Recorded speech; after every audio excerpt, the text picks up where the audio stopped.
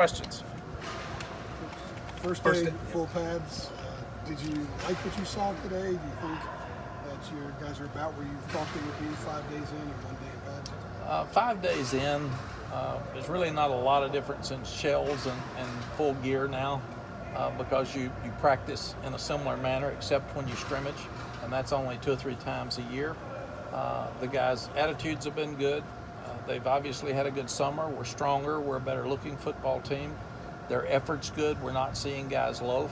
We're still having too many penalties, and that was an issue last year, and we thought we corrected it for the spring game, but we have ACC officials out here every day, and yesterday we had too many, and today we had some. I'll get to look at them, and a number of them are the young guys, and they haven't been out here long enough to learn what to do yet.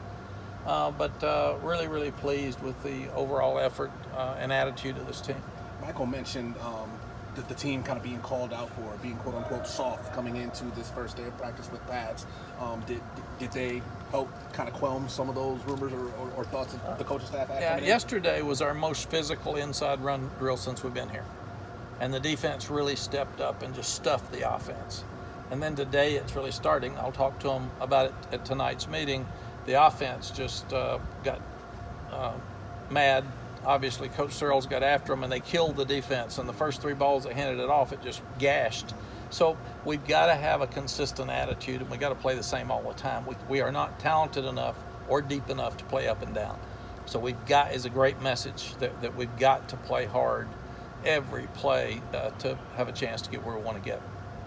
Mack, curious your thoughts of Dominic Cross through 5 days, and kind of do you think he's going to stay at middle linebacker, or is he going to move to the outside end? We're moving guys around a lot of different places because we've got to establish some depth. So Dominic can't just play linebacker. He's also going to have to be a pass rusher at some point because he's a really good pass rusher. So maybe on 3rd down we put more defensive backs in and let him rush the passer because he and Strobridge are 2 really good pass rushers. And then you've got Tamon Fox and Collins and some other guys, but those guys are really good. Just like Trey Morrison, he's played nickel. We're putting him at corner. We'll put him back at safety. And that's the only way we can develop depth right now because we don't have enough guys with experience to get ready to play. Playing some guys at guard and tackle. We're just moving them around all over the place. But really pleased with Dominic Cross, his leadership, his attitude.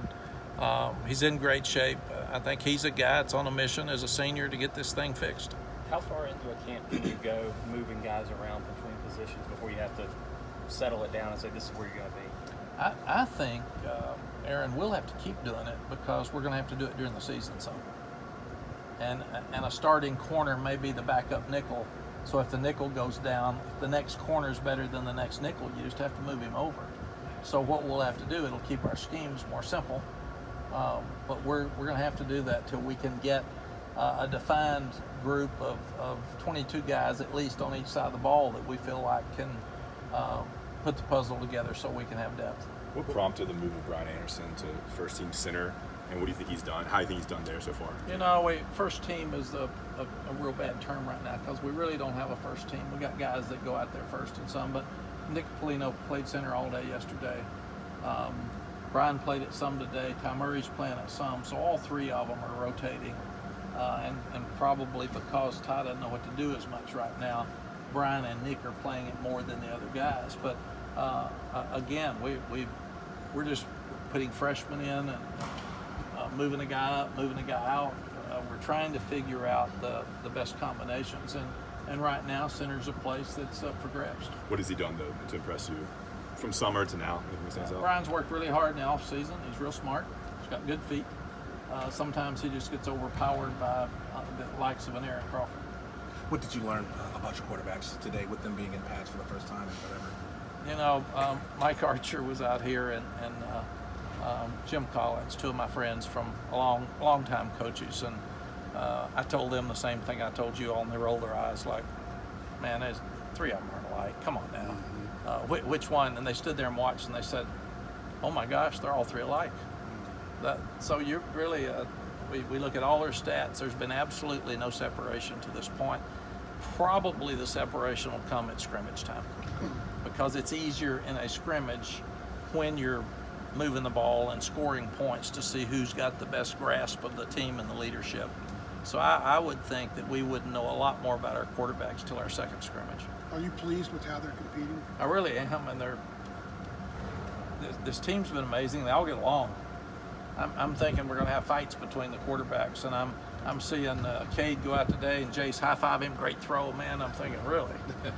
So it's just it's a different dynamic. They're all three great kids, and they all three are getting along. And right now, I mean, we've been very direct and moved guys up and down, and we've told them we're going to do it every day till we find out, like Ross, who is the best at this position or that position.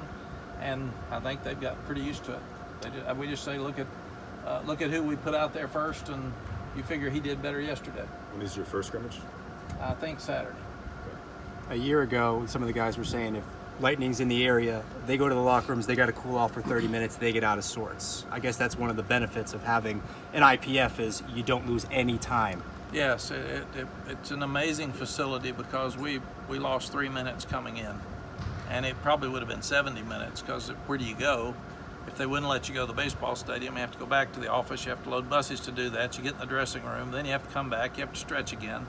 It adds an hour or so to practice, and so this was really, really easy. In fact, when it cleared, we decided not to go back outside because it would be such a distraction to go back and reorganize outside, so we just stayed inside. And we have the GPS system that we can use outside. Tomorrow should be finalized, and now we can start using it inside, and that'll really help us monitor each body of each player in here and the stress that they're putting on their bodies. Coach, this may be a stupid question, but I just saw a lot of NFL scouts in here, and it's just something I'm just not used to seeing when it comes to fall camp or whatnot. Normally, you know, they wait to see how they do throughout the regular season or whatnot. Is that something different that, you know, you're bringing to the program as far as maybe a motivational tool for the guys to let them know? You know, I hired Coach Daryl Moody, who spent a long time with us, but he was an NFL scout for 18, 19 years, and I just told him, you do what's best for our players. And he says it's best for our players to allow them to come in and watch. So we're doing exactly what Clemson and Alabama are doing for their teams. And we want our players to understand that. And we've told them early in my career, we'd have to have people dress up like pro scouts to come to some of the schools I had because we had no players. And tell them, the Cardinals are over there, and it's my neighbor with a hat or something. But right now, it's healthy for the guys, and we've told them. They're out here watching you, and then we had Coach Moody stand up today before the team and tell them exactly what the scouts will be looking at and for. And he said basically effort and passion for football and quickness and speed and conditioning. And so I think it's great. The more we have out here, the better. You mentioned some concerns at depth behind the Strobridge and Crawford defensive tackle. How's that gone in the first 5 days, and what can you tell us about position?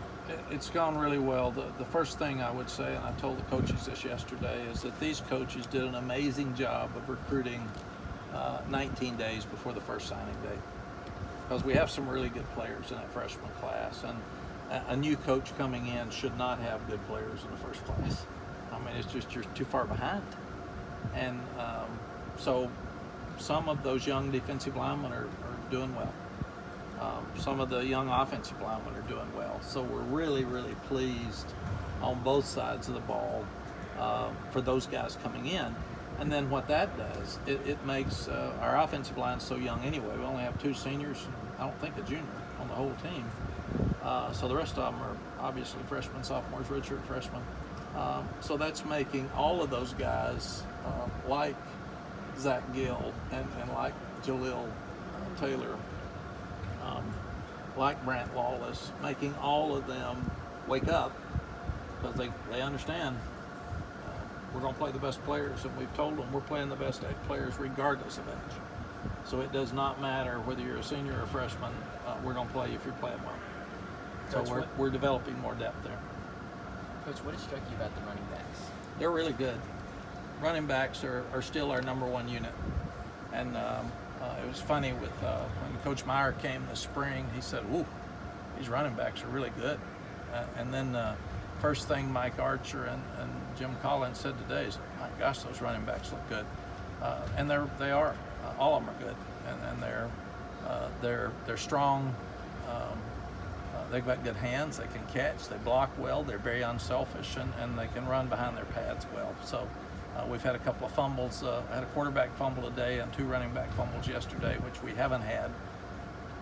Head coach gets really excited about that for the defense.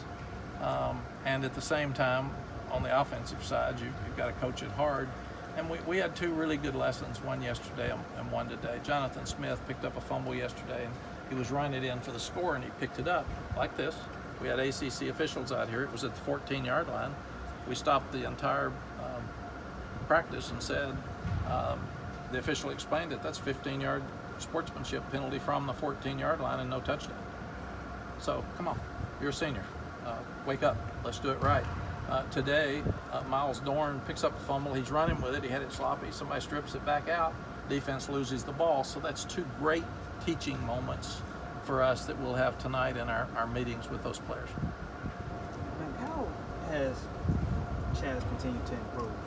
That's a great question. Chaz is coming at a really fast pace, and he's another one of the guys mentioned today. He's 230 pounds and he runs 4.4, so that's a great start.